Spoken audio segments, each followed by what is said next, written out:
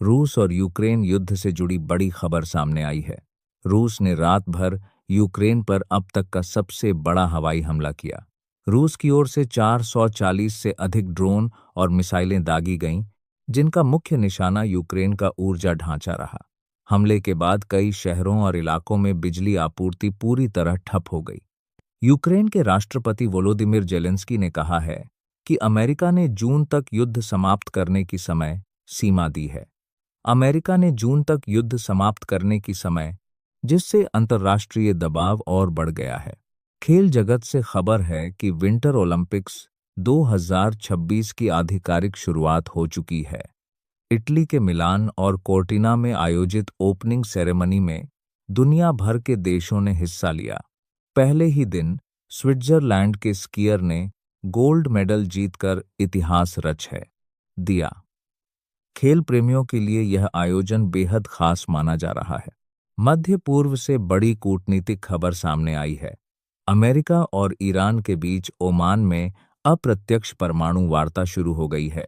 पूर्व अमेरिकी राष्ट्रपति डोनाल्ड ट्रंप ने बातचीत को अच्छी शुरुआत बताया है, लेकिन साथ ही चेतावनी दी है कि अगर बातचीत विफल हुई तो सैन्य कार्रवाई का विकल्प भी खुला रहेगा। पाकिस्तान की राजधानी इस्लामाबाद से दर्दनाक खबर आई है। यहां एक शिया मस्जिद में हुए आत्मघाती बम हमले में 31 लोगों की मौत हो गई, जबकि कई लोग गंभीर रूप से घायल हैं। आतंकी संगठन आईएसआईएस ने इस हमले की जिम्मेदारी ली है। घटना के बाद पूरे इलाके में हाई अलर्ट घोषित कर दिया गया है। अंतर्राष्ट्रीय व्यापार से जुड़ी खबर में अर्जेंटीना और अमेरिका के बीच एक बड़े व्यापार समझौते पर हस्ताक्षर हुए हैं। इस डील के तहत टैरिफ कम किए जाएंगे और दोनों देशों के बीच राजनीतिक और आर्थिक सहयोग को और मजबूत किया जाएगा। भारत और अमेरिका के बीच भी इंटरिम ट्रेड डील को लेकर बड़ा ऐलान हुआ है। दोनों देशों ने व्यापार समझौते का फ्रेमवर्क जारी किया है। अमेरिका ने भारतीय उत्पादों पर टैरिफ 50% से घटाकर 18% कर दिया है। फार्मा, जेम्स और एयरक्राफ्ट पार्ट्स पर 0 टैरिफ लागू होगा। केंद्रीय मंत्री पीयूष गोयल ने कहा है कि इस समझौते से भारतीय किसानों को कोई नुकसान नहीं होगा। प्रधानमंत्री नरेंद्र मोदी मलेशिया दौरे पर हैं। उन्होंने वहां भारतीय समुदाय को संबोधित करते हुए कहा कि भारत आज दुनिया के लिए ट्रस्टेड पार्टनर फॉर ग्रोथ बन चुका है। प्रधानमंत्री ने कहा कि ब्रिटेन, अमेरिका और यूरोपीय संघ के साथ हुए ट्रेड डील इसका प्रमाण है। क्रिकेट से बड़ी खबर आई है।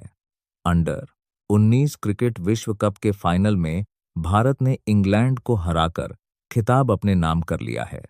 भारतीय बल्लेबाज वैभव सूर्यवंशी ने 175 रन की शानदार पारी खेलकर नया रिकॉर्ड बना दिया।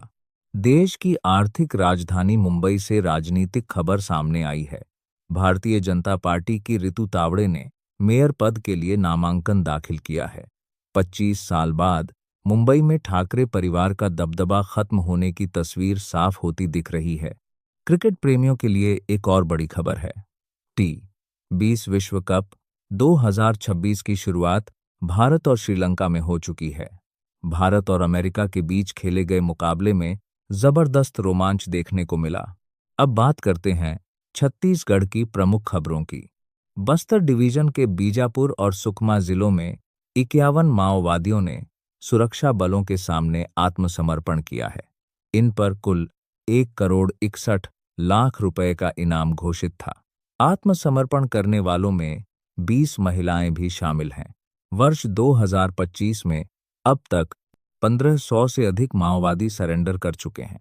राष्ट्रपति द्रौपदी मुर्मू बस्तर दौरे पर पहुंची, जहां उन्होंने बस्तर पंडुम 2026 का उद्घाटन किया। राष्ट्रपति ने कहा कि माओवाद के खिलाफ कार्रवाई से लोगों का डर खत्म हो रहा है और अब क्षेत्र में विकास का नया दौर शुरू हो चुका है।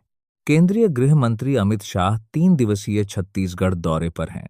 7 से 9 फरवरी तक वे राज्य में नक्सल प्रभावित इलाकों की स्थिति की समीक्षा करेंगे। गृह मंत्री ने मार्च 2026 तक वामपंथी उग्रवाद को पूरी तरह खत्म करने का लक्ष्य दोहराया है।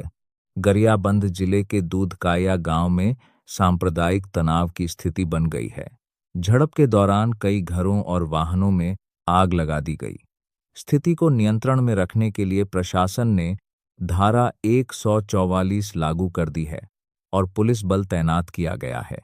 राष्ट्रपति द्रौपदी मुर्मू ने बस्तर को लेकर कहा कि माओवादी डर कम होने से अब यहां सड़क, शिक्षा, स्वास्थ्य और रोजगार के क्षेत्र में तेजी से विकास हो रहा है और बस्तर एक नई सुबह की ओर बढ़ रहा है।